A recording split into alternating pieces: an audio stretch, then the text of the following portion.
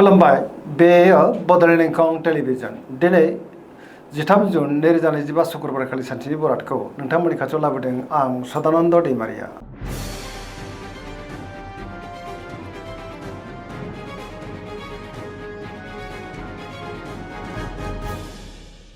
गिबि फरायनो लादों मेष राशि। दिनैनि साना जोबोर मोजां। गोसोआव गोथों आरो गोग्गो साननाय फैगोन, गियाननि आंखाल जानाय नङा। सोरजोंबा बाख्नाय जानोबो हागौ। गुबुननि थाखाय दिनै गोबां मोजां खामानि मावनानै गोसोआव गोजोननाय फैगोन। सिगांनि बबेबा आद्रा खामानियाबो दिनै मावफुंजानो हागौ। रांखावरियाव मोजां होनजायो। बेफार फालांगियाव दिनै जोबोर मोजां मुलाम्फा मोनगोन आरो आयाबो बांनो हागौ। सोरजोंबा बाख्नाय जानानै गोसोआ दिनै जोबोर खुसि जागोन। न'खराव दिनै अनलायनाय फैगोन। बिदा फंबायनिफ्राय हेफाजाबखौ मोननो हागोन। समाजावबो गोबां मान मोनगोन। लाइमोनफ्रा गावबा गावनि गोसोनि साननायफोरखौ दिनै फोरमायलायनोबो हागोन। धोरोमारि बिथिङाव गोसो दुंखांनो हागौ। पजिटिभ एनार्जिनि गोहोम गोग्लैगोन। सोरबा लोगोजों बाख्नाय जानानै गोसोआव दिनै जोबोर गोजोननाय फैगोन आरो धोरोमारि बिथिङाव गोसो दुंखांनो हागौ। पजिटिभ एनार्जिनि गोहोम गोग्लैगोन। बहाबा हान्थियोब्ला दिनै जोबोर मोजां आरो मोजाङैनो हान्थिनोबो हागोन। सरासनस्रायै दिनै साना जोबोर मोजां आरो मोजाङैनो बारग'लांगोन।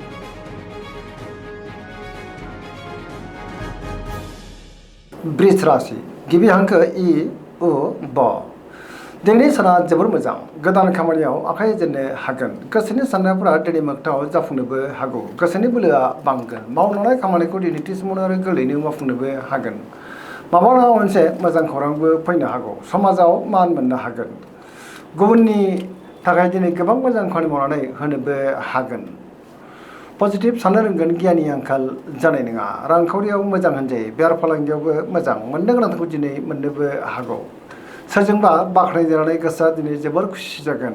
लाइमोनफ्रा गावबा गावनि गोसोनि साननायफोरखौ दिनै फोरमायलायनोबो हागोन।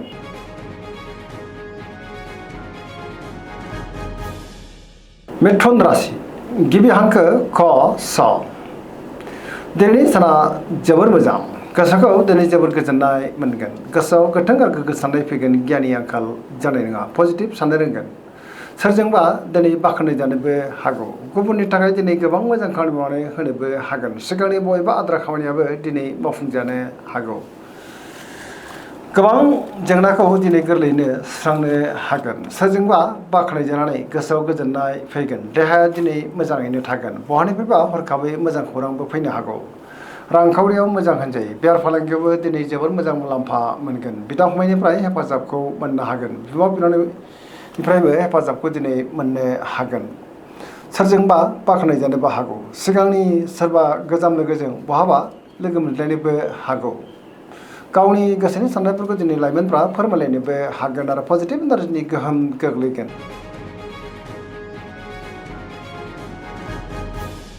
कर्कट राशि। गिबि हांखो ड ह। दिनैनि साना मोजां आरो गाज्रिनि गेजेरजोंनो बाबेलांनो हागौ। गोसोआव गोनो गोथो साननायबो फैनो हागौ। गावनि गोसोनि साननायफोरखौ दिनै गुबुननो फोरमायनो गोब्राब जागोन। माबा नङा मोनसे जेंनाजों मोगा मोगि जानांनोबो हागौ। सोरजोंबा एना एनिबो जानो हागौ। गोसोनि साननायफोरा गोरोबलायनाय नङा। नेगेटिभ एनार्जिनि गोहोम गोग्लैगोन आरो नेगेटिभ साननायबो फैनो हागौ। रांखावरियाव मोजां, अब्लाबो नाथाय खरसाया बांगोन। बेफार फालांगियाव मोजां होनजायो। न'खराव अनलायनाय फैगोन। बिदा फंबायनिफ्राय हेफाजाबखौ मोननो हागोन।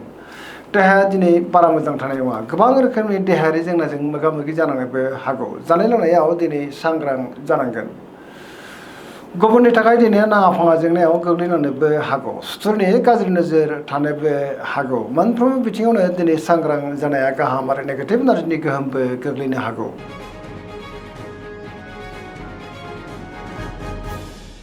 सिंह राशि। गिबि हांखो म थ। दिनैनि साना मोजां आरो गाज्रिनि गेजेरजों बाबेलांनो हागौ। गोसोआव गोनो गोथो साननायबो फैनो हागौ। गावनि गोसोनि साननायफोरखौ दिनै गुबुननो फोरमायनो गोब्राब जागोन। माबा नङा मोनसे जेंनाजों मोगा मोगि जानांनो हागौ। रांखावरियाव बारा मोजां नङा। नाङा फाङा खरसाया दिनै बांनोबो हागौ। बेफार फालांगियावबो दिनै बारा मोजां नङा होनजायो। सोरजोंबा एना एनिबो जानो हागौ। देहाया दिनै मोजाङैनो थागोन। अब्लाबो नाथाय जानाय लोंनायाव सांग्रां जानांगोन। गुबुननि थाखाय नाङा फाङा जेंनायाव गोग्लैनानै गोसोआव दिनै जोबोर उसुखुथु जानोबो हागौ। उन दाहाबो फैनो हागौ। गोबां जेंनाजों दिनै मोगा मोगि जानांनोबो हागौ आरो नेगेटिभ एनार्जिनि गोहोम गोग्लैनोबो हागौ। मोनफ्रोमबो बिथिङावनो दिनै सांग्रां जानाया गाहाम।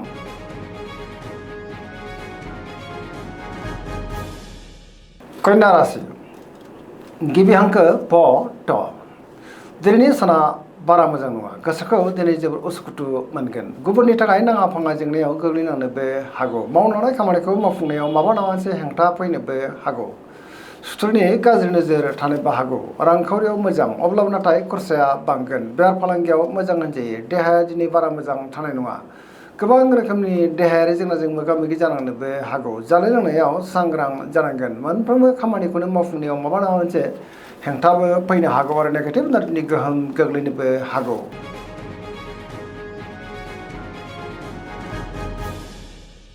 तुला राशि गिबि हांखो र ट दिनैनि साना जोबोर मोजां बहाबा दावबायनो बा हान्थिनो खाबु मोननो हागौ आरो मोजाङैनो हान्थिनोबो हागोन गोबां रोखोमनि जेंनाखौ दिनै गोरलैयैनो सुस्रांनो हागोन गियाननि आंखाल जानाय नङा सोरजोंबा बाख्नाय जानोबो हागौ गोसोनि साननायफोरा दिनै मोगथाङाव जाफुंनोबो हागौ मावनाय खामानिखौ गोरलैयैनो दिनै मावफुंनोबो हागोन देहाया मोजाङैनो थागोन रांखावरियाव मोजां होनजायो बेफार फालांगियाव दिनै जोबोर मोजां मुलाम्फा मोनगोन न'खराव बिसि फिसायनि गेजेराव अननानै फैगोन समाजावबो मान मोननो हागोन गुबुननि गोसोखौ दिनै गोरलैयैनो बोनोबो हागोन लोगोफोरनिफ्राय थोजासे हेफाजाब मोननो हागौ गोदान थांखि लानो रोंगोन सेंग्रा सिख्लाफोरनि गोसोआ दिनै जोबोर खुसि जागोन आरो गावबा गावनि गोसोनि साननायफोरखौ दिनै फोरमायलायनोबो हागोन पजिटिभ एनार्जिनि गोहोम गोग्लैगोन सरासनस्रायै दिनैनि साना जोबोर मोजां आरो मोजाङैनो बारग'लांगोन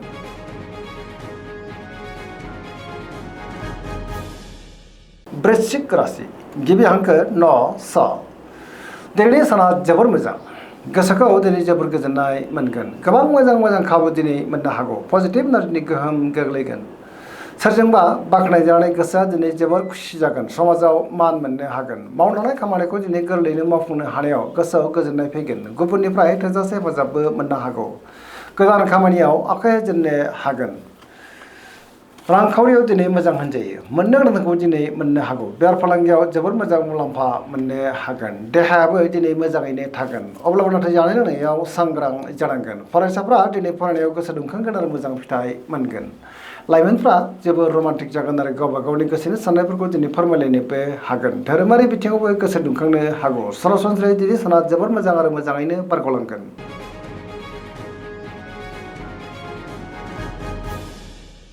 धनु राशि गिबि हांखो ढ फ भ दिनैनि साना जोबोर मोजां गुबुननि थाखाय दिनै गोबां मोजां खामानि मावनानै होनो हागोन गोसोआव गोथों आरो गोग्गो साननाय फैगोन गियाननि आंखाल जानाय नङा गोसोनि बोलोआ बांगोन मावनाय खामानिखौ थि समावनो आरो गोरलैयैनो मावफुंनो हानानै गोसोआव गोजोननाय फैगोन सोरबा लोगोजों बाख्नाय जानोबो हागौ बहाबा हान्थिब्ला दिनै जोबोर मोजां आरो मोजाङैनो हान्थिनोबो हागोन देहाया दिनै मोजाङैनो थागोन पजिटिभ एनार्जिनि गोहोम गोग्लैगोन मावनाय खामानिखौ मावफुंनो हानायाव गोसोआव गोजोननाय फैगोन आरो लाइमोनफ्रा गावबा गावनि गोसोनि साननायफोरखौ दिनै फोरमायलायनोबो हागोन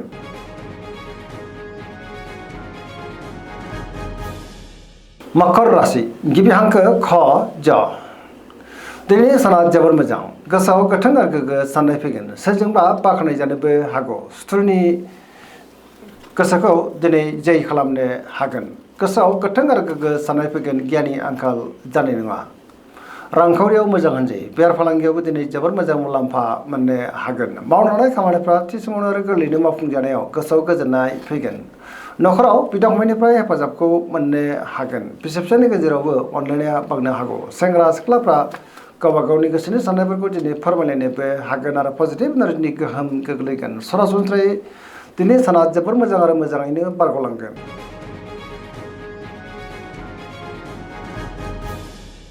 कुम्भ राशि गिबि हांखो ग स दिनैनि साना जोबोर मोजां सोरबा लोगोजों बाख्नाय जानो हागौ न'खराव बिदा फंबायनि गेजेराव अनलायनाय फैगोन गोथों आरो गोग्गो साननाय फैगोन गियाननि आंखाल जानाय नङा मोनफ्रोमबो खामानिखौनो दिनै गोरलैयैनो मावफुंलांनो हागोन सोरजोंबा बाख्नाय जानानै गोसोआव दिनै जोबोर गोजोननाय फैगोन रांखावरियाव मोजां होनजायो बेफार फालांगियावबो दिनै जोबोर मोजां मुलाम्फा मोनगोन गोबां मोजां खाबु दिनैबो मोननो हागौ बिदा फंबायनिफ्राय हेफाजाबखौ मोननो हागोन बिसि फिसानि गेजेराव अनलायनायाबो बांगोन बिमा बिफानि अननाय आदरखौबो दिनै मोननो हागौ बहाबा दावबायब्ला दिनै जोबोर मोजां आरो मोजाङैनो हान्थिनोबो हागोन पजिटिभ एनार्जिनि गोहोम गोग्लैगोन सरासनस्रायै दिनै साना जोबोर मोजां आरो मोजाङैनो बारग'लांगोन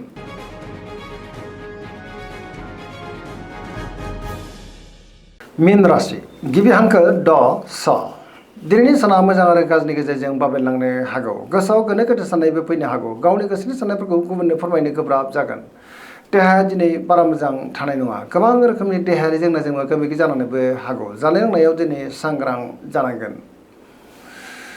गावनि गोसोनि साननायफोरखौ लाइमोनफ्रा फोरमायलायनो हागोन अब्लाबो नाथाय नेगेटिभ एनार्जिनि गोहोम गोग्लैनोबो हागौ मोनफ्रोमबो बिथिङावनो सांग्रां जानाया गाहाम देहाया दिनै मोजाङैनो थागोन बिदा फंबायनिफ्राय हेफाजाबखौ मोननो हागौ रांखावरियाव मोजां होनजायो बेफार फालांगियावबो मोजां अब्लाबो नाथाय खरसायाबो बांनो हागौ सोरजोंबा थगायजानोबो हागौ नेगेटिभ एनार्जिनि गोहोमबो गोग्लैनो हागौ मोनफ्रोमबो बिथिङावनो दिनै सांग्रां जानाया गाहाम सुथुरनि गाज्रि नोजोर थानोबो हागौ दिनैनि राशि फरायनाय एसेनोसै जोबनायाव बेखौनो खावलायो जाहाथे नोंथांमोना सानफ्रोमबो जोंनि बे बड'लेण्ड इंखं टेलिभिजनखौ नायबाय थायो आरो साबस्क्राइब खालामो लोगोसे लाइक खालामो आरो शेयार खालामो एसेनोसै गोजोन्थों